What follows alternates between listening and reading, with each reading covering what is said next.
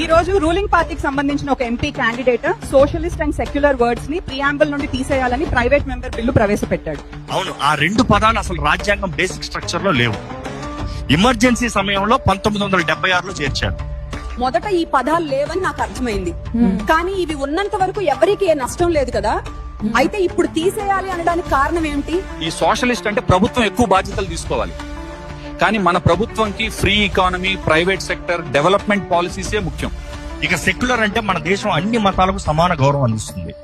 కానీ ఈ పదం తీస్తే ఒక మతాన్ని మాత్రమే ముందు పెట్టడానికి ప్రభుత్వంకి అవకాశం కలుగుతుంది. ఈ సెక్యులర్ అనే పదం ప్రియాంబుల్ లో ఉన్నంత కాలం దేశం చట్టపరంగా అన్ని మతాలకు స్వేచ్ఛ ఉంటుందని గుర్తు చేస్తుంది కదా.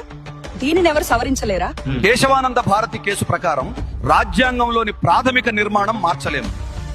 అంటే ప్రియంబుల్ నుంచి ఈ పదాలు తీసేస్తే ఎస్పెషల్లీ ఈ రోజు ఉన్న మత రాజకీయాల వాతావరణంలో వివిధ మతాలు సమంగా బతికే పరిస్థితి దెబ్బతింటుంది. ఈ పదాలు తీసేస్తే మత ఘర్షణలు ఎలా వస్తాయని మీరు అంటున్నారు? దీని వెనక ఏ సంస్థ హస్తం ఉందో, అసలు తీసేయడానికి వీళ్ళకి ఎందుకు ఇంత ఆరాటమో, ఈ పదాలు ఎందుకు అడ్డంగా అనిపిస్తున్నాయో ఒక్కసారి లోపల ఆలోచించండి.